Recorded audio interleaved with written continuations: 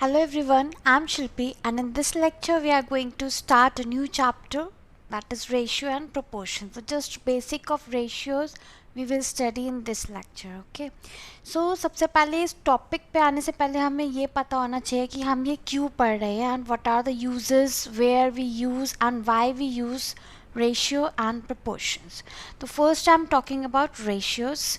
Ratios हम किस लिए यूज़ करते हैं? जब भी हमें कोई दो सेम टाइप की क्वांटिटीज़ को कंपेयर करना होता है, कंपैरिजन करना होता है, तब हम रेशियोज़ यूज़ करते हैं. तो basically there are two ways to compare the quantities.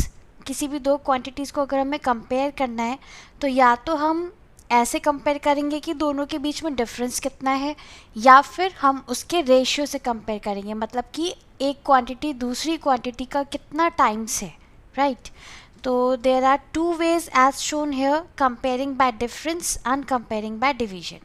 Suppose अगर यहाँ मैं एक एग्जाम्पल लिया है यहाँ पर, in a class test Sahil got 39 marks and Mohit got 52 marks. दोनों के हमें मार्क्स दे रखे हैं. तो अगर आप कोई भी दो स्टूडेंट के मार्क्स को कंपेयर करना चाहते हो तो क्या करोगे? या तो डिफरेंस देखोगे कि कितना ज़्यादा मार्क्स है, कितने ज़्यादा है दूसरे के मार्क्स से, है ना. तो बाय डिफरेंस हम कैसे करेंगे? आपने देखा कि मोहित के मार्क्स कितने हैं 52 और साहिल के मार्क्स कितने हैं 39. मैंने इसको सब्ट्रैक्ट किया, ठीक है, तो कितना आया 13, right. Then what would you say? You will say Mohit scored 13 marks more than that of साहिल, है ना. अब अगर हमें डिवीजन से कंपेयर करना है तो हम कैसे कंपेयर करेंगे? सपोज मैंने यहाँ पर दोनों का रेशियो ले लिया, दोनों के मार्क्स का, ठीक है. तो साहिल के मार्क्स कितने हैं 39 अपॉन मोहित के मार्क्स कितने हैं 52. दोनों का मैंने फ्रैक्शन ले लिया. अगर मैं इसको सिंप्लीफाई करूँ 13 3 एंड 13 4. सो ये हो गया 3/4. तो यानी कि मैं बोल सकती हूँ कि marks scored by Sahil is 3/4 times of marks scored by Mohit, right. तो ये कितना हो गया 3/4 टाइम्स हो गया.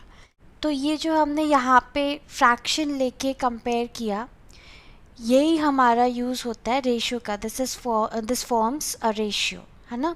3/4 जो है ये एक रेशियो फॉर्म कर रहा है. इन द रेशियो वी से इट एज 3:4, ठीक है. तो रेशियो पे आते हैं, क्या डेफिनेशन है इसकी? When we compare two quantities of the same kind by division. इस तरह से फ्रैक्शन लेके जब हम कंपेयर करते हैं then it forms a ratio. यहाँ पर ये रेशियो फॉर्म हो रहा है 3:4, 3/4 जो हमने फ्रैक्शन में लिखा है, ठीक है. अब इसे डिनोट करने के लिए कौन सा सिंबल यूज़ करते हैं? We use a colon. तो यहाँ पर जो हमारा फ्रैक्शन हमने लिया था 3/4 इस केस में, इसे हम रेशियो में लिखेंगे तो क्या लिखेंगे 3:4 as shown here. 3:4 this will be the ratio. इसे हम क्या बोलेंगे? 3:4, not 3:4. Okay, it is read as 3:4. So in general if two numbers are compared a और b where b is not equals to 0, obviously denominator 0 नहीं हो सकता. तो अगर हम उसे कंपेयर करते हैं तो फ्रैक्शन की फॉर्म में तो ये a/b हो गया, बट रेशियो की फॉर्म में क्या लिखा जाएगा? a:b. तो ये a और b जो यहाँ पर नंबर्स है, these are called terms of the ratio. ये रेशियो की टर्म्स होती हैं. और इन दोनों टर्म्स को हम क्या बोलते हैं? जो फर्स्ट टर्म है यानी a:b रेशियो में यहाँ पर शो कर रखा है, जो हमारी फर्स्ट टर्म है, this is called antecedent. And जो सेकेंड टर्म है b, this is called consequent. तो दो टर्म्स होती है रेशियो की, antecedent and consequent. Next point to be noted, fraction में हमें पता है कि अगर कोई फ्रैक्शन a अपॉन b है तो वो b अपॉन a के इक्वल थोड़ी होगा, वो तो उसका रेसिप्रोकल हो जाएगा ना। Same is for ratio, a is to b ratio is not equals to b is to a। Basic सी चीज़ है। One more very important thing, to compare two quantities units must be same. ऐसा नहीं है कि अगर आप दो लेंथ्स को कंपेयर कर रहे हो तो एक सेंटीमीटर में ले रहे हो, एक मीटर में ले रहे हो, लाइक आपका एंटीसीडेंट सेंटीमीटर में है, कॉन्सिक्वेंट मीटर में है, दैट वुड बी रॉन्ग, वो कंपैरिजन गलत होगा।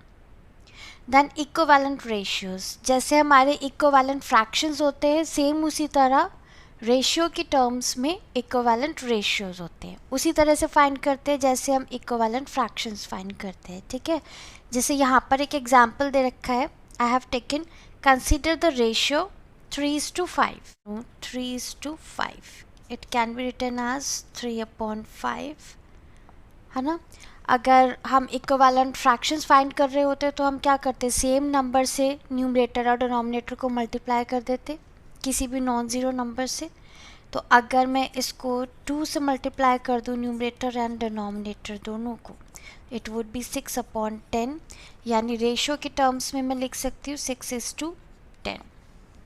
इन the same way if I take 3:5 is equal to 3/5, fraction की फॉर्म में लिख दिया, न्यूमरेटर एंड डिनोमिनेटर को मैंने 3 से मल्टीप्लाई कर दिया, इट वुड बी 9/15, रेशियो क्या हो जाएगा 9:15। तो ये सारे क्या है, इसके इक्विवेलेंट रेशियोज है, ठीक है। So therefore 3:5, 6:10 and 9:15 are equivalent ratios. Fine, आगे देखते हैं कुछ पॉइंट्स हैं। इफ़ a is to b and c is to d are equivalent, मतलब कोई दो रेशियो हमें दे रखे हैं वो इक्विवेलेंट है, यानी इक्विवेलेंट फ्रैक्शंस होते हैं। इक्विवेलेंट फ्रैक्शंस क्या होते हैं, जिन्हें सिंप्लीफाई करने पे सेम वैल्यू आती है ना। सेम उसी तरह से अगर दो रेशियोज इक्विवेलेंट है तो उसको सिंप्लीफाई करने पे सेम वैल्यू आएगी, यानी a/b will be equal to c/d। Okay, इसी तरह से अगर कोई रेशियो है हमारे पास a/b, तो हम जैसे न्यूमरेटर और डिनोमिनेटर को सेम नॉन ज़ीरो नंबर से अगर मल्टीप्लाई कर देते तो सेम रहता है, इक्विवेलेंट फ्रैक्शन बन जाएगा बस। इसी तरह से a और b दोनों टर्म्स में c मल्टीप्लाई कर दिया तो वो इक्विवेलेंट रेशियो बन जाएगा। इसी तरह से हम न्यूमरेटर और डिनोमिनेटर को किसी भी नंबर से डिवाइड भी कर सकते हैं, नॉन ज़ीरो नंबर से। इन द सेम वे a और b दोनों को यहाँ पर d से डिवाइड कर दिया तो जो रेशियो होगा वो सेम रहेगा, इक्विवेलेंट बन जाएगा। तो these points you have to keep it in mind. Then comparison of ratios. Finally ratios को हम आपस में कैसे कंपेयर करते हैं। दो रेशियोज दे रखे हैं, लाइक हियर 5:4 एंड 9:7, ठीक है। तो हमें बताना है कि विच वन इज लार्जर। तो हम क्या करेंगे, इसको फ्रैक्शन की फॉर्म में लिख देंगे और फिर देख लेंगे कौन सा फ्रैक्शन ग्रेटर है। जो फ्रैक्शन ग्रेटर है वही रेशियो ग्रेटर होगा। तो 5:4 को हम लिख सकते हैं 5/4, ठीक है, एंड 9:7 को हम लिख सकते हैं 9/7। अब दो फ्रैक्शंस को अगर हम कंपेयर करते हैं तो क्या करते हैं, दोनों का डिनोमिनेटर सेम बनाएंगे by taking LCM. LCM of 4 and 7 is 28, है ना। तो हम यहाँ पे क्या मल्टीप्लाई करें 4 के साथ की 28 बन जाए 7। तो दोनों न्यूमरेटर एंड डिनोमिनेटर को 7 से मल्टीप्लाई कर दिया, ये हो गया 35/28। इन द सेम वे यहाँ हम 4 से मल्टीप्लाई करेंगे तो इट विल बी 36/28। तो ऑब्वियसली 36 इज़ ग्रेटर देन 35, यानी कौन सा फ्रैक्शन ग्रेटर है, 9/7 इज़ ग्रेटर देन 5/4। रेशियो के टर्म्स में अगर बात करें 9:7 इज़ ग्रेटर देन 5:4। क्लियर। इसको हम एक और मेथड से कर सकते हैं। Suppose we have 5:4 and 9:7। अगर हम इसे फ्रैक्शन में लिखेंगे तो ये हो जाएगा 5/4 एंड यहाँ पे हो गया 9/7। कंपैरिजन हम क्रॉस मल्टीप्लिकेशन से भी करते हैं। अगर फ्रैक्शंस में हमें देखना हो कि विच फ्रैक्शन इज़ ग्रेटर, तो अगर क्रॉस मल्टीप्लाई करें यहाँ होगा 5/7 एंड यहाँ 9/4। This is 35, this is 36, 36 is greater, यानी कि 9:7 is greater than 5:12. You can do it in this way also. Then let us discuss some questions. तो यहाँ पर हमें ब्लैंक में फिल करना है कि क्या नंबर आएगा। तो हमें दे रखा है 6/15 इज इक्वल्स टू 2 समथिंग, कुछ भी हम x मान लेते हैं यहाँ पर थोड़ी देर के लिए, and which is equals to यहाँ y मान लेते हैं थोड़ी देर के लिए, y/45। ठीक है, तो 6/15 इज इक्वल्स टू 2/x। मैंने स्टार्टिंग के दो फ्रैक्शन लिए। ठीक है, तो अगर हम क्रॉस मल्टीप्लाई करें तो क्या हो जाएगा, 6 into x is equals to 2 into 15। X is equals to 6 इधर जाके डिवाइड हो जाएगा, राइट। तो 3 2 ज़ा 3 5 ज़ा 2 और 2 कैंसिल, एक्स कितना आ गया 5। अब हमें क्या निकालना है, y निकालना है। तो अगेन अब मैंने फर्स्ट और लास्ट वाला फ्रैक्शन ले लिया, यानी 6/15, और लास्ट वाला फ्रैक्शन क्या है, y/45, इक्वल तो दे ही रखा है। अगेन बाय क्रॉस मल्टीप्लिकेशन क्या हो जाएगा, 6 इंटू 45 लेफ्ट साइड आके मल्टीप्लाई हो जाएगा upon 15 is equals to y। तो y कितना आ गया, 15 3 ज़ा 45, ये हो गया 18। तो ब्लैंक में क्या आएगा, यहाँ x की वैल्यू हो गई 5 एंड y की वैल्यू हो गई 18। This is your answer. Next देखते हैं, अब हमें कुछ रेशियोज दे रखे हैं, we have to write it in ascending order. तो same what we will do, पहले हम इसे फ्रैक्शंस की फॉर्म में लिखेंगे, और जैसे फ्रैक्शंस को असेंडिंग ऑर्डर में लिखते हैं सेम उसी तरह से हम यहाँ पे रेशियोज़ को असेंडिंग ऑर्डर में लिखेंगे। तो फ्रैक्शंस की फॉर्म में ये क्या हो जाएंगे, 5/4, 7/6, 3/2 एंड 5/8। तो हम क्या करते हैं, एलसीएम लेते हैं सारे डिनोमिनेटर्स का, एलसीएम ऑफ 4, 6, 2 एंड 8। तो एलसीएम आ जाएगा 24। ठीक है, तो अरेंज करके लिख लेते हैं, 5/4 इज इक्वल्स टू, यहाँ पे हमने लिख लिया एलसीएम ऑफ 4, 6, 2 एंड 8 इज़ 24। तो हमें डिनोमिनेटर में 24 बनाना है, तो 4 की मल्टीप्लाई किससे होगी, 6 से, 5 इंटू 6, ये हो गया 30/24। सिमिलरली नेक्स्ट क्या है, 7/6। तो 24 बनाने के लिए या हम न्यूमरेटर डिनोमिनेटर को 4 से मल्टीप्लाई करेंगे डिनोमिनेटर में 24 बनाने के लिए, तो this would become 28/24।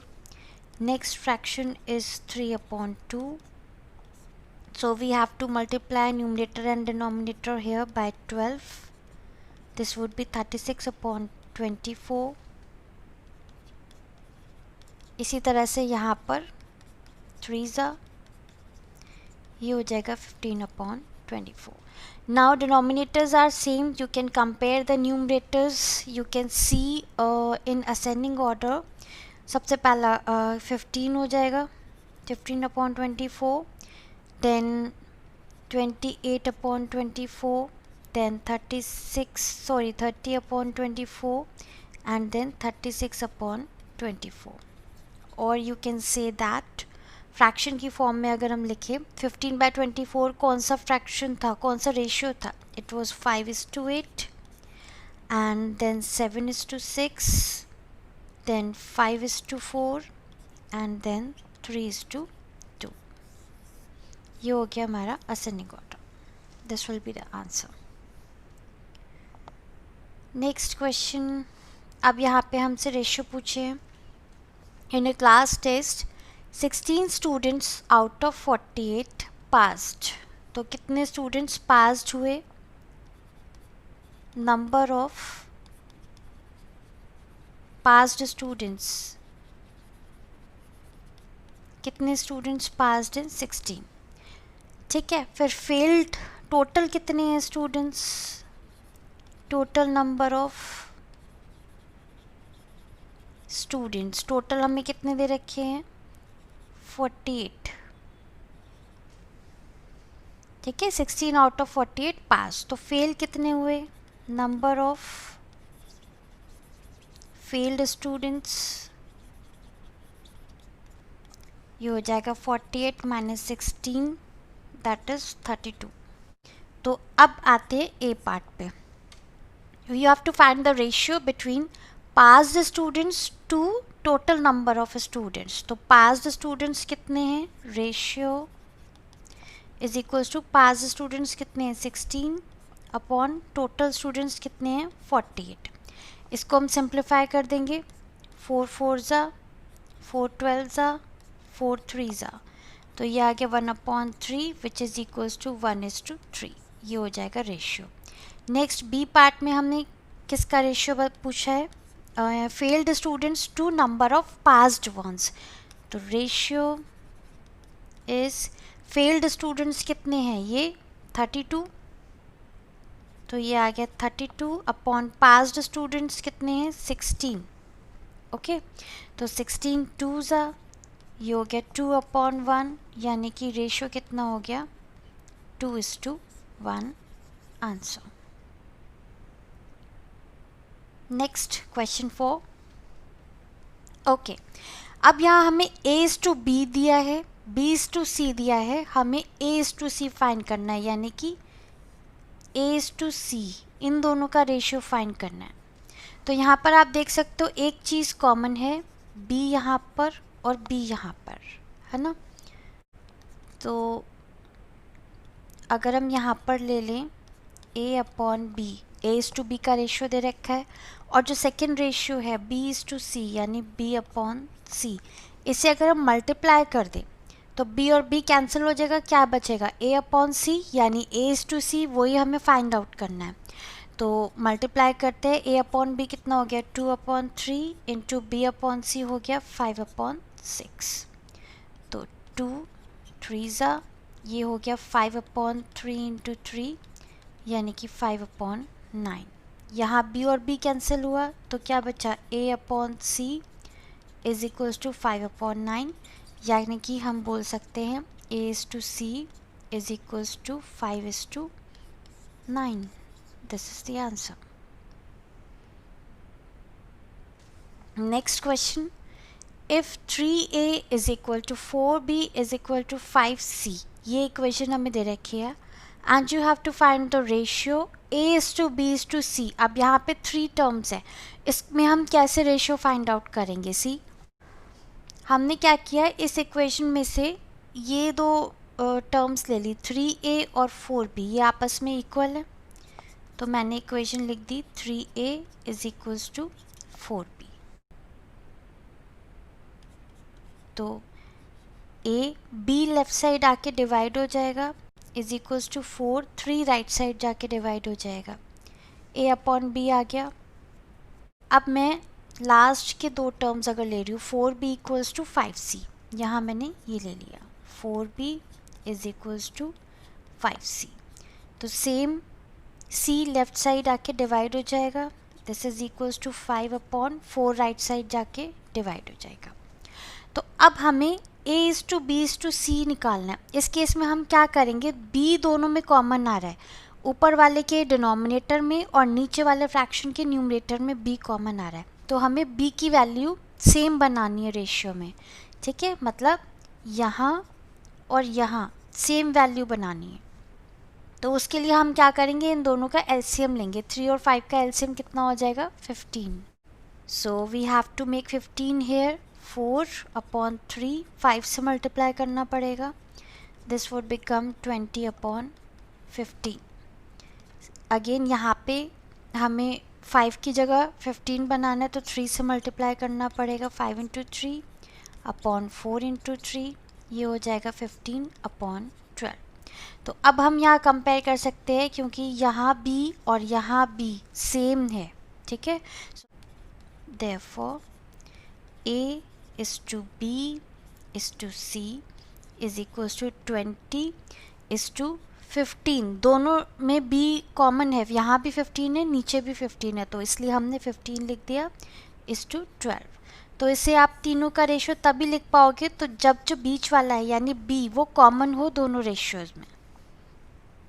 One more question of the same type. Okay, here again it is given A upon B यानी A is to B हमें दे रखा है 3 is to 4 यानी 3 upon 4 and B is to C यानी B upon C हमें कितना दे रखा है 5 upon 7. हमें फाइंड आउट करना है A is to B is to C. तो अगेन B फर्स्ट वाले फ्रैक्शन में यहाँ क्या है 4, सेकेंड वाले फ्रैक्शन में 5. We have to make it same. तो LCM of 4 and 5 is 20. So we have to multiply it by 5 to make 20 here. It would become 15 upon 20. Again here 5 के साथ हमें 4 से मल्टीप्लाई करना पड़ेगा 20 के लिए. 5 into 4 upon 7 into 4. So this would be 20 upon 28. Now you can see 20 और 20 जहाँ पर B था वहाँ 20 बन गया है ना. So you can write the ratio here. Therefore, A is to B is to C is equals to 15 is to 20 is to 28. This is the answer. Okay, so we have discussed some different types of questions based upon this. Take care. Goodbye.